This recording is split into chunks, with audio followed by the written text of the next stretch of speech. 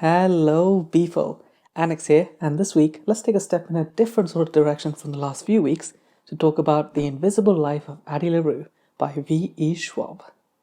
This is a romantic fantasy, which is why I wore the brightest red hoodie that I own. I've been told that at full brightness, this thing is blinding, but luckily for you, it's December in England, and this is about as bright as it gets. But let's stop making small talk about the weather and discuss this book. This is a story of ADDIE LARUE, a woman born 300 years ago in a French village with a wanderlust and a strong desire to really live life. So, on the day of her unwanted wedding, she runs away and asks for a favor from the ones who answer after dark. The wish granted turns out to be slightly different and so much worse than what she asked for. I read this book just after it came out because I saw it mentioned in a lot of different places. Since then, its hype has grown to crazy levels and a lot of people love it. But is it really that good? Did I love it, or is it all a bit much? And how many boxes of tissues should you buy along with this book? Let's answer all of those questions and more with a 5-point review. You know the spiel, I'm going to talk about this book in depth with 5 very loose categories. Timestamps in the description, links to all the artists I've used in the descriptions as well. There are no spoilers in this video. Without further ado, number 1, characters.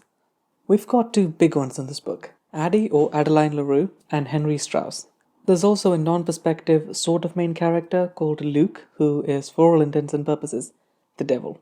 Let's talk about those 3. ADDIE is such a good character. She's smart and she's strong and she's determined. For a while in the book, she's the only perspective character we have, and it's so amazing to follow along on her journey. We get to know her through these flashback chapters that explain who she was and how she ended up where she is now. It's thrilling and exciting and heartbreaking to learn about her past. I also love those early flashback chapters because they lay a lot of the groundwork for her great moments later in the book. Her, I suppose, origin story is told in these little snippets that show you exactly why she ended up making the decisions that she did and how the consequences of that started her on the path to become the person we meet in present-day New York. Some of those sections are honestly hard to read because I got attached to ADDIE almost instantly. Then, throughout the book, it's so powerful when we see that crafted personality get peeled back to reveal the real her. ADDIE's story also has the best exploration of some great themes, but I'll talk about that in a bit. The person who peels back those layers in ADDIE is Henry Strauss, a 20-something-year-old potential PhD graduate who runs a second-hand bookstore, which sounds like such a relaxing job. When I realized that we were getting perspective chapters from Henry, I wasn't too keen on it at first. I had already spent a lot of time with ADDIE and I just wanted more of that. But I quickly started appreciating Henry too. While ADDIE's story is more thematically resonant, for me, Henry's story was more emotionally resonant. And I just loved it when the two of them are together. Their relationship develops very quickly, but I can see why that would happen. They were made for each other. Henry, of course, also works as a character separate from ADDIE. He's got his own past that we can explore and his own problems to overcome. In particular, I think the best done part of his character is a struggle with depression. Scwab uses the metaphor of storms and rain and clouds to describe his thoughts as he's going through these episodes. It's not the most original way to illustrate depression, but it works as a great motif in Henry's case because of his personality. Those scenes evoke the strongest emotions from me for sure, and that's down to how much the book makes you care about Henry within just a handful of chapters. The moment I knew I loved both of these characters is when their relationship starts properly and I couldn't stop smiling. The third sort of main character is Luke. Imagine I'm saying that name with a French accent. He's the villain, if you can even call it that. We get a surprising amount of development for him. There's sort of an attempt to make him empathetic, but I don't think that was entirely successful. He's cruel and manipulative and evil incarnate. Basically the opposite of Henry. But I was always excited when he showed up because I think his conversations with ADDIE is some of the best dialogue in the book. Number 2, magic. There's very little magic in this book. It's not like ADDIE's throwing spells around and Henry is shooting energy balls at people. There's just one magical element, the wish that ADDIE asks for from the gods who answer after dark. There's hints of a wider magical world with more stuff going on to explore, but that's not important here. The wish itself was really well done. It's reminiscent of asking a genie for a wish, except the genie is an asshole who hates you. The devil is literally in the detail. I was surprised by how technical it was. If I was classifying this, I would say it's a hard magic system similar to a lot of Sanderson's stuff, with all of its rules and regulations, even though the origin of the magic is more like Tolkien's stuff. We spend a lot of the early flashback chapters exploring the gaps and loopholes in the curse, which is really interesting. I don't want to spoil any of that for you. I'll let you find out along with ADDIE as you read it. Of course, I assume because the magic is so wide-ranging, if you think too hard about it, you might find some discrepancies. But don't. Just enjoy the consequences of the magic, because ultimately it's just a way to tell a good story and explore some great themes along with it. So let's talk about those. Number 3, themes. I've already mentioned how Addie's character is the most thematically resonant because her story explores something that I think about a lot as well. What does it mean to have lived? As part of Addie's wish/curse, she can't leave a mark on the world. This starts to affect her perception of reality, and she wonders at one point, how can a thing be real if it cannot be remembered? It's like the St. Cohen, the one about the tree falling in the woods. If no one heard it, did it happen? If a person cannot leave a mark, do they exist? Let's get deep for a second. This is sort of what happens to all of us, right? Just on a longer timescale. Addie gets forgotten immediately and her marks are erased instantly. But we're all forgotten one day. All the marks that we leave in this world are eventually erased. So how can you say that you existed if there's no proof of your existence, nothing you've left behind? Honestly, that thought terrifies me. I often think about this desire to be remembered by at least one person or to leave a definitive mark on this world. There's that famous quote by someone possibly originating from ancient Egyptian mythology that goes something like, "You died twice. The first is when you stop breathing. The second is when someone says your name for the last time." Addie lives a strange life because she's always dying that second death. She's always being forgotten.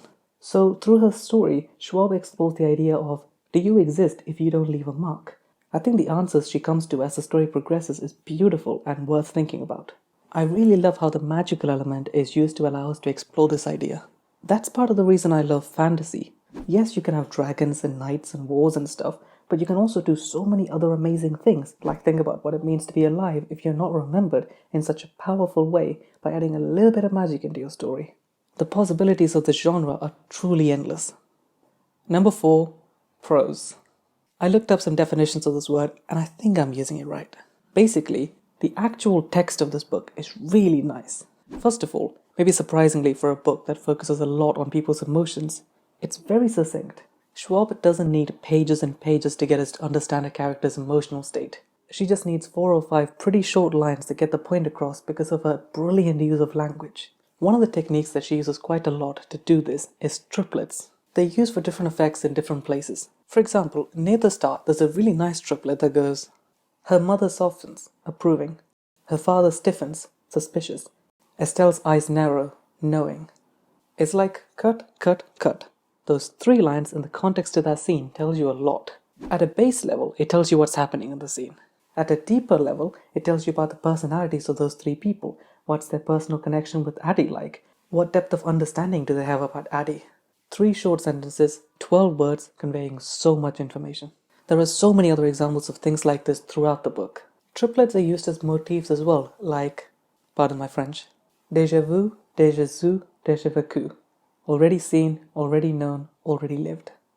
That's used in a lot of contexts in Addie's perspective, but I can't really explain why it's my favorite line from the book. It's dependent on knowing her past and her origin and her experiences over the last 300 years. Of course, there are really nice longer sentences as well that explore characters' thoughts and feelings. These are filled with beautiful metaphors and descriptions that are so precise to let you understand them so well. At other times, there's a nice mixture of long sentences, short sentences, and one-word sentences that create a different sort of effect. They're used really cleverly to make us empathize with the characters by forcing us to read at the pace that they're thinking. If they're nervous or frantic, the writing is fast and frantic. If they're confused, the sentences are repeated. It's not showing or telling, it's demonstrating. Basically, the point I'm making is that Scwab has clearly put a lot of thought into word use and sentence structures to create a brilliant and unique prose. That kind of thing always makes a book stand head and shoulders above other ones that tell similar stories. 5. Story. So, the plot itself has a pretty standard 3-act structure with clear plot points that delineate exactly when we move from one act to the next. This isn't a good thing or a bad thing, it's just a thing. You spend most of Act 1 getting to know the background and the premise of the story. I really liked this section because of the cool ways that you see Addie living her strange life. In Act 2, the story slows down a bit, but that's fine because it's really sweet and I was really happy throughout that part. Let's not talk about Act 3 because spoilers. The other thing I liked about the structure is the pacing it created. The story slows down and speeds up at just the right places. Sometimes one night is several chapters, sometimes several months pass in a few lines. Always, it was just the right amount of time. We focus and linger where it was important and where it needs to be shown in detail. I've already mentioned how their pasts are told through flashbacks. Most of these are good. The earlier ones for sure were really powerful chapters that give you a lot of info and understanding of the characters. Later, once the story got going, I didn't feel like I cared as much about them. I do have a quibble about the ending though. I really liked the climax of the book, but I didn't feel like the last chapter was necessary. The ending gives you plenty of clues so you can figure out what happened next. But then the book goes, here's an extra chapter just so we're all clear what just happened. It just wasn't needed. I think she should have left it for the reader's imagination. But maybe you like being told definitively what happened next, in which case you'll probably be fine with it. So I feel like a terrible reviewer because I've basically only been saying good things about this book. But it's not entirely my fault. It is a really good book. I honestly love it. It's got two brilliant characters that I empathized with and could relate to so well. The themes of the story are things I think about a lot as well, and so it was great to see it explored so brilliantly here with the aid of a little bit of magic. And the prose is just stunning. In fact, when I was looking through the book to find some quotes for this video, I found myself rereading large chunks of it because the writing is so smooth. It just gently pulls you in and you don't want to stop reading. Above all, this is a book that makes you feel so many intense emotions. You'll be laughing and crying, you'll be excited and horrified, and you'll be hooked throughout. I think this is a book I'll definitely come back to when I just want something to really hit me in the feels. I read this between reading Words of Radiance and Oathbringer. It felt really nice to take a break from the epic fantasy world full of magic and action and settle down to follow the lives of just two people falling in love in New York. So if you're looking for something different after you've just finished the latest 15-book fantasy series, then I would highly recommend The Invisible Life of ADDIE LARUE by V.E. Scwab. And finally, in answer to how many boxes of tissues you'll need, if you're someone who cries pretty easily with a book, I'd recommend like a metric buttload, or whatever the imperial equivalent of that is for the Americans. If you watched up to here, then I'm pretty sure you want to gently press that subscribe button to catch more of these videos. I have a few other reviews for the Hit You in the Feels books if you want to check those out. I also have over a dozen fantasy reviews if you're looking for recommendations in that genre. As always, let me know in the comments what you think about this book and if you have recommendations for more books like this. Do all the standard YouTube stuff, like, share, bell icon. Thank you so much for watching. Till next week, see ya!